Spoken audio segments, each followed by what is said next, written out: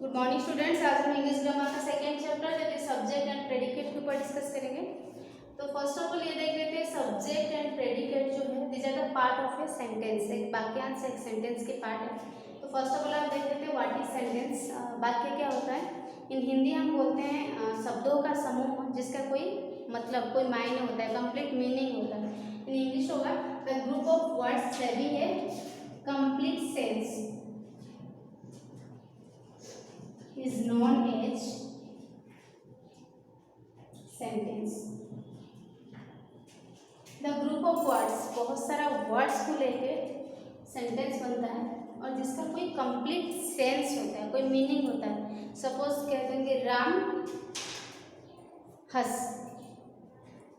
रहा है, इसका in English Ram is laughing. ठीक है, तो इसमें देखो इसमें क्या है, राम हंस रहा है, इज लाफिंग प्रेजेंट कंटिन्यूअस है। इसमें group of words that means हमारा यहाँ पे हो गया Ram is a word, is laughing, है ना। इसमें कुछ वर्ड्स को लेके सेंटेंस बना है और इसका कोई मतलब है, कोई मीनिंग है, इसका कोई कंप्लीट सेंस है। राम इज लाफिंग, राम हंस रहा है, इसलिए ये आपका जाएगा इन सेंटेंस में, ये आपका सेंटेंस है। लेकिन जिसमें ग्रुप ऑफ वर्ड्स रहेगा और कोई मीनिंग नहीं रहेगा, हम कह देंगे हाँ इसमें ग्रुप ऑफ वर्ड्स है लेकिन कोई मीनिंग नहीं है, तो ये कंप्लीट सेंटेंस नहीं हो पाएगा। दैट मीन्स ओवरऑल सेंटेंस की डेफिनेशन क्या है? The group of words having a complete meaning, having a complete sense is known as sentence. ठीक है, ये सेंटेंस का हो गया। मैंने कहा था सेंटेंस के ये दोनों पार्ट हैं, ठीक है ना। One is subject and another is predicate. Subject means कर्ता होता है, ठीक है। तो हम डेफिनेशन देखते हैं। सब्जेक्ट क्या है? द पर्सन और thing about who is something is being said. The person कोई इंसान और थिंग या कोई सामान जिसके बारे में सेंटेंस डिस्क्राइब करता है, जिसके बारे में। Suppose Rita is a beautiful girl, Rita is a beautiful girl, Rita एक सुंदर लड़की। ये जो पूरा सेंटेंस है ये किसके बारे में डिस्क्राइब कर रहा है? डिस्क्राइब्स अबाउट ए पर्सन, ये किसी व्यक्ति के बारे में डिस्क्राइब कर रहा है। पर्सन इज रीता, रीता के बारे में पूरा डिस्क्रिप्शन है, Rita is a beautiful girl. तो जिसके बारे में एक सेंटेंस का डिस्क्रिप्शन होता है उसको हम सब्जेक्ट बोलते हैं, ठीक है। तो यहाँ पे सब्जेक्ट आपका हो गया Rita, Rita is a beautiful girl, this is a subject. Subject हमारे नाउन भी हो सकता है, प्रोनाउन भी हो सकता है। नाउन मीन्स संज्ञा। जनरली नाउन्स के ऊपर जाते हैं, थोड़ा इसकी डिटेल्स बताते हैं। Nouns are the naming words, ठीक है। इट कैन बी द, ये जो नेमिंग वर्ड्स है it can be the name of a person, a thing और प्लेस, व्हाटएवर जो भी है, this are the naming words. फिर हमने नाउन को कैटेगरीज भी किया है। Different types of nouns are there. Proper noun, common noun, collective noun, ठीक है, abstract noun and material noun. और different types of nouns, concrete noun, ये सब डिफरेंट टाइप्स ऑफ नाउन। तो फर्स्ट हमने देख लिया ये जो सब्जेक्ट है, मेरे कहने का मतलब जो भी सब्जेक्ट है या जो डेफिनेशन हमने बताया, सब्जेक्ट क्या है ना, द पर्सन और thing about who is something is said, जिसके बारे में कुछ कहा जाता है। Something is said that is the subject. जिसके बारे में, वो पर्सन हो सकता है, कोई जगह हो सकता है, कोई सामान हो सकता है, कोई शहर हो सकता है, जिसके बारे में भी डिस्क्राइब किया जाता है, ठीक है। जैसे कि आपका हो गया Noida is a big city, तो यहाँ पे पूरा डिस्क्रिप्शन हमारे नोएडा के ऊपर है, देन सब्जेक्ट आपका नोएडा हो गया, ठीक है। तो जिसके बारे में सेंटेंस पूरी डिस्क्राइब करता है वो आपका सब्जेक्ट है। और सब्जेक्ट क्या है? सब्जेक्ट इट में बी ए नाउन और प्रोनाउन। तो नाउन हमने बताया नेमिंग वर्ड्स, और प्रोनाउन क्या है ना, जो नाउन के बदले हम यूज़ करते हैं। रिपीटेडली नाउन को जब हम यूज़ करते हैं थोड़ा ऑकवर्ड सा फील होता है। जैसे Ram is a boy, Ram is an intelligent boy, Ram is honest. तो ये सब बार बार हम राम को यूज़ करने से अच्छा हम राम के बदले प्रोनाउन यूज़ करते हैं, जैसे ही वगैरह। Suppose Ram is a good boy, हम दोबारा अगर राम यहाँ पे यूज़ करेंगे, राम इज इंटेलिजेंट, तो थोड़ा ऑकवर्ड सा फील होता है, तो हम राम के बदले यहाँ पे ही का यूज़ करते हैं, ही इज इंटेलिजेंट। तो this is the pronoun. Pronoun क्या है? The word which is used instead of noun, जो नाउन के बदले यूज़ किया जाता है वो प्रोनाउंस होता है, ठीक है। तो ओवरऑल कहने की ये बात है कि सब्जेक्ट जो है ये हमारी एक पर्सन हो सकता है, थिंग हो सकता है, प्लेस हो सकता है, जिसके ऊपर सेंटेंस पूरा डिपेंड है या जिसके ऊपर सेंटेंस हमारे डिस्क्राइब करता है, जिसके बारे में डिस्क्राइब करता है। तो ये जो सब्जेक्ट है ये आपका नाउन भी हो सकता है और प्रोनाउन भी हो सकता है। तो सब्जेक्ट क्लियर, हमने सब सेंटेंस को पहचान लिया, सेंटेंस में सब्जेक्ट क्या है। Then the second part is predicate. Predicate क्या है? The part of the sentence about which something is said, ठीक है।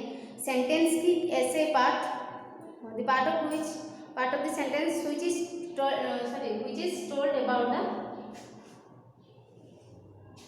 predicate, the part of the sentence which is told about the sentence, about the subject, sentence की वो part जो subject के बारे में डिस्क्राइब करता है, मतलब सब्जेक्ट को छोड़ के जो भी हो सारा प्रेडिकेट है, ठीक है। For example Mohan is a doctor, Mohan is a doctor, ठीक है। अच्छा, फर्स्ट मैंने कहा था सब्जेक्ट क्या है? द पर्सन और thing about which something is said, person जिसके बारे में या थिंग जिसके बारे में सेंटेंस कहा जाता है। इसमें किसके बारे में कहा जा रहा है? मोहन के बारे में।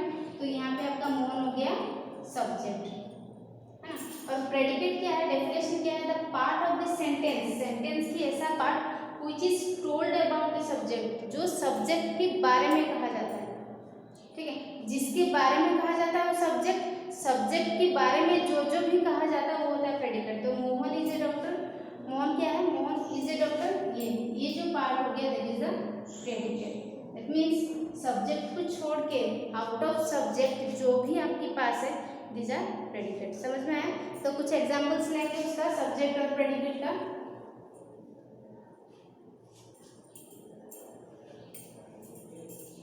Examples, Ritika reads in class 6,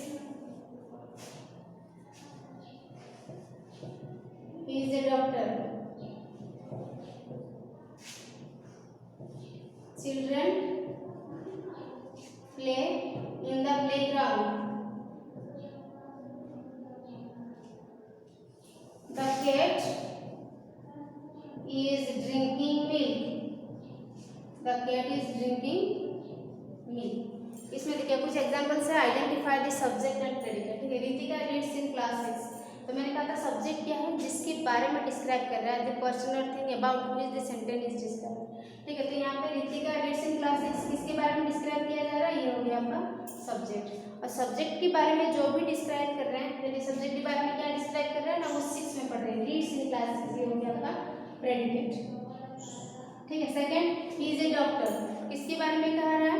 ही, वो, ये सब्जेक्ट है। मैंने कहा था सब्जेक्ट नाउन भी हो सकता है, प्रोनाउन हो सकता है, यहाँ पे subject as a pronoun use हुआ है, ठीक है।